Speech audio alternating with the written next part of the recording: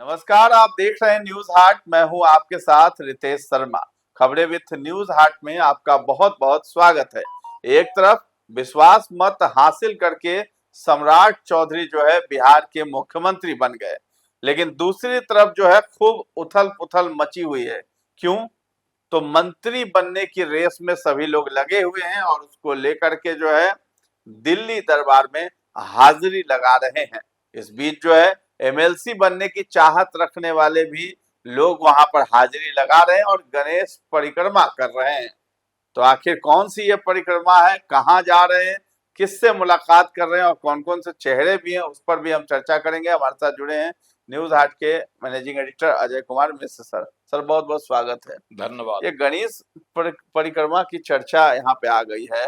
अब एमएलसी बनने की रेस में भी जो लोग हैं वो भी दिल्ली जा रहे हैं और पहली पसंद जो है नितिन नवीन से भी मुलाकात कर रहे हैं। वहां पर सबसे पहले वहां मिल रहे हैं कि भाजपा के वही राष्ट्रीय अध्यक्ष हैं।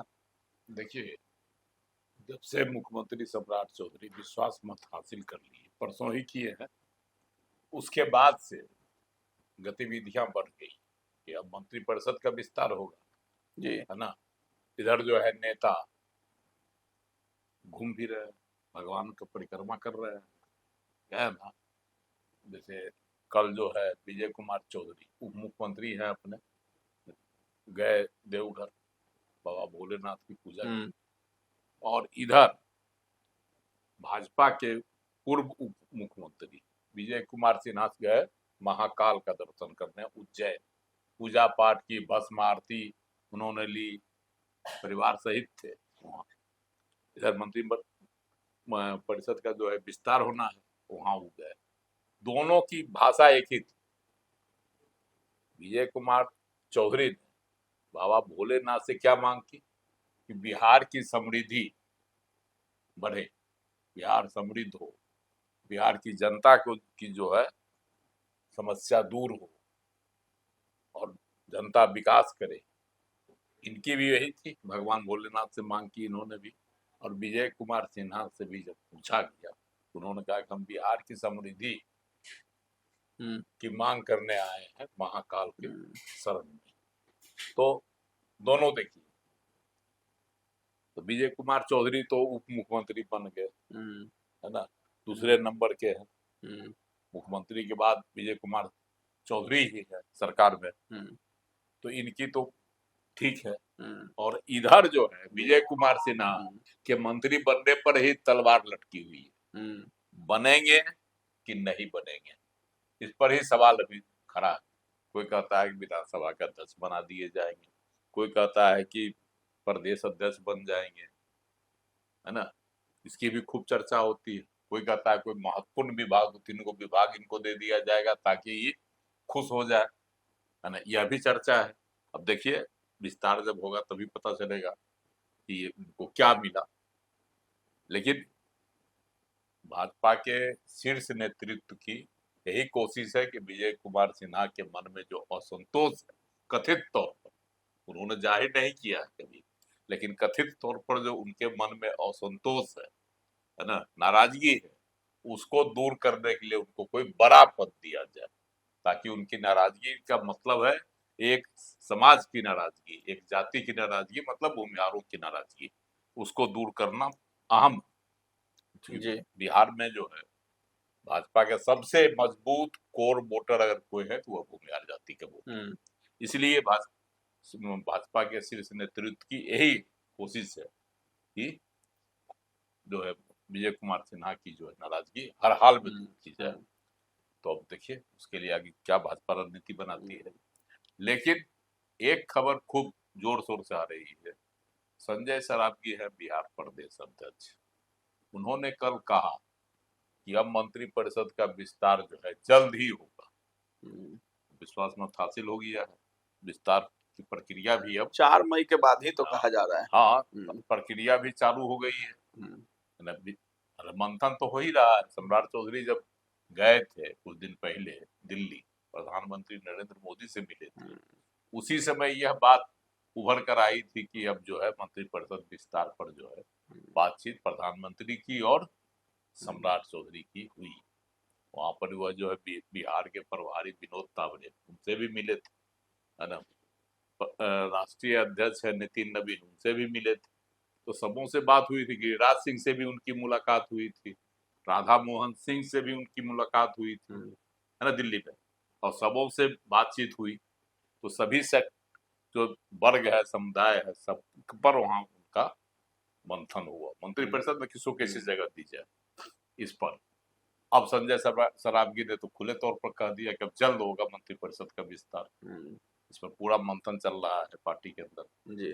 तो अब इसका मतलब होगा खुल गया। हालांकि यह खबर आपने सही सवाल उठाया था कि 4 मई 4 मई है, 5 राज्यों में जो विधानसभा चुनाव चार हुआ है, 4 राज्य में तो हो गया संपन्न, और बंगाल में हो जाएगा 29 तारीख को दूसरे चरण का संपन्न। तो बंगाल में भी संपन्न हो जाएगा 29 तारीख को।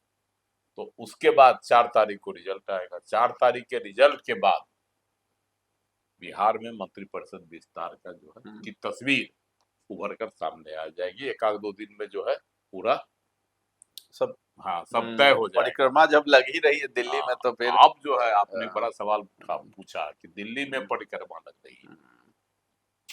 कहता है लोग कि भाई दिल्ली में लोग अब जाने लगे, है ना, इस वो उम्मीद में कि हमको मंत्री बना दिया जाए तो हमको बना दिया जाए, हमको मौका दिया जाए तो हमको मौका दिया जाए। इसमें जो है लोग जो है वहाँ जो है दिल्ली के जो कुछ जो बिहार से रिलेटेड नेता है, जिनकी कुछ जो है भाजपा के शीर्ष जो है राजनीति में थोड़ी बहुत पकड़ है, या कहिए जिनकी पकड़ है, उनके यहाँ लोग अपना अपना जो है ना परिक्रमा कर रहे हैं। गणेश परिक्रमा जिसको कहिए वही कर रहे हैं। इसमें एक है धर्मेंद्र प्रधान, बिहार के प्रभारी भी रहे, कद्दावर नेता है, बिहार से उनका संबंध रहा है, तो उनके यहाँ भी लोग पहुंच रहे हैं, क्योंकि उनकी भी अहमियत मानी जाती है भाजपा की राजनीति में। तो उनके यहाँ भी लोग जा रहे हैं, वह पिछड़ी जाति से आते हैं, उनके यहाँ जो जमावड़ा लग रहा है पिछड़ी जातियों का लग रहा है कि हमारी जो है पहुंच हो जाए, हमारी जो है उसमें हमको जगह मिले। और दूसरे हैं गिरिराज सिंह, वह भी केंद्र मंत्री हैं, उनके पास भी परिक्रमा लग रही है बिहार के। एक जाति विशेष के लोग हैं तो उनके यहाँ जा रहे हैं कि हमारा ये पैरवी कर दीजिए, है ना, तो उनके यहाँ भी लोग जा रहे हैं। उसमें युवा चेहरे ज्यादा जो उनके पास जा रहे हैं। तो इसके अलावे भी है, सबसे बड़ा जमावड़ा तो लग रहा है राष्ट्रीय अध्यक्ष नितिन नवीन के यहाँ, क्योंकि पटना से है, पटना के विधायक भी रहे हैं बांकीपुर से, और मंत्री भी रहे हैं, अब पार्टी के राष्ट्रीय अध्यक्ष हैं। तो मंत्रिपरिषद का जब विस्तार होगा तो उनसे भी बातचीत तय होगा ही, बगैर उनकी सहमति के निर्णय तो लिया नहीं जाएगा, है ना। तो इसलिए उनके यहाँ तनी ज्यादा जमावड़ा लग रहा है जी। उसमें कुछ ऐसे आकांक्षी लोग हैं जो पटना के अन्य विधानसभा क्षेत्र है, वहाँ के जो विधायक वो लोग उनके यहाँ ज्यादा चक्कर लगा रहे हैं, है ना। इसके अलावे पार्टी से जो जुड़े हैं नेता पुराने, वो भी वहाँ उनके पास जाते हैं, भाई हम लोगों को भी मौका मिलना चाहिए। जो पुराने नेता है जिनको पिछले सरकार में मौका नहीं मिला था, वो लोग भी उनके पास चक्कर लगा रहे हैं। और तीसरे नेता है आपको, चौथे नेता है आपको नित्यानंद राय जी, केंद्र में गृह मंत्री है। एक जाति विशेष पर, खास करके यादवों पर उनकी अच्छी पकड़ है, बिहार के प्रदेश अध्यक्ष भी उड़ रहे हैं, तो उनके यहाँ भी लोग लगा रहे हैं चक्कर। तो भाजपा की भी कोशिश है कि कुछ यादव नेताओं को मंत्रिपरिषद में जगह दी जाए, ताकि यादव में यह विश्वास जगे कि भाजपा मेरी भी हितैषी है, राजद की ही नहीं है। राजद कमजोर हुई है, तो यादव नेताओं को भी एक मजबूत प्लेटफॉर्म की तलाश है। तो हो सकता है कि नित्यानंद राय की पहल से 1-2 यादव नेताओं को भी मंत्रिपरिषद में जगह मिल जाए, इसकी भी एक संभावना जताई जा रही है। वैसे तो जो समीकरण सामने आ रहा है उसमें है कि क्षेत्र की भी हम्म, बात रखी जाएगी। जैसे पिछली सरकार में जिन क्षेत्रों को कोटा नहीं मिल पाया था, है ना, उनको भी उसमें रखा जाएगा। जैसे मिथिलांचल से 1-2 मंत्री थे, उनका कोटा बढ़ाया जाएगा। ब्राह्मण मिथिलांचल से एक भी नहीं था, इस बार मिल सकता है। इस बार मिल सकता है। दलित होंगे। ब्राह्मण में केवल एक थे आपको मंगल पांडे, तो ब्राह्मणों के भी कोटा बढ़ सकती है।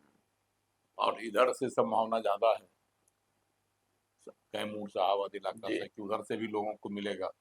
और तो जिन जगहों से हैं उनको तो दी ही जाएगी जगह। चलिए, इसमें दलित को भी जगह मिलेगी। दलित भी होंगे। दलित पिछली बार जो है 1 या 2 थे, एक लखिंदर पासवान थे, है ना, तो एक ही थे। जनकराम लाइन में लगे हुए। तो ये सब है कि कोटा जो एक चीज और खबर आ रही है कि इस बार जो भाजपा के जो कोटे से मंत्री बनेंगे उसमें भाजपा का शीर्ष नेतृत्व यह ख्याल रखेगा कि यहाँ के मंत्री परिषद से उत्तर प्रदेश के जो चुनाव होगा 27 में उसको साधा जाए, क्योंकि उसमें और दूसरी बात है कि महिलाओं की संख्या भी कुछ बढ़ने की उम्मीद है, क्योंकि महिला विधेयक पर भाजपा सरकार का फोकस रहा, नहीं पारित हुआ। संशोधित बिल जो था वो पारित नहीं हुआ, लागू नहीं हो सका। तो अब भाजपा चाहेगी कि मंत्री परिषद में जो विस्तारित होगा उसमें हम महिला चेहरा और बढ़ाएं। ऐसे फिलहाल जो पिछली सरकार में 2 महिला थी, एक युवा श्रेयसी सिंह, दूसरी रमा निषाद, इन दोनों के बारे में तो है रहेगी। एक और कोई चेहरा मंत्री परिषद में आ सकती है महिला कोटे से। महिला को भी प्राथमिकता दी जाएगी, इस बार प्राथमिकता दी जाएगी। चलिए, पिछली बार भूमिहार एक ही विजय कुमार, इस बार बढ़ जाएगी। इस बार उनकी भी संख्या बढ़ाए जाने की उम्मीद जताई जा समाज रही को है, खुश करना ताकि भूमिहार समाज को खुश किया। चलिए, परिक्रमा लग रहा है दिल्ली का, और वहाँ जो है एमएलसी बनने की चाहत में भी लोग वहाँ पलके बिछाए बैठे हैं, मुलाकात कर रहे हैं। में भी है लोग, 9 सीट खाली होने जा रही है, वो लोग भी रेस में सब पहुंचे हुए हैं। उसके लिए भी वहाँ लोग परिक्रमा कर रहे हैं, सब अपनी अपनी पैरवी लगा रहे हैं, अपनी पहुंच बता रहे हैं। 9 में एक सीट तो मिल जाएगा राजद को, तय है, क्योंकि 25 विधायक चाहिए।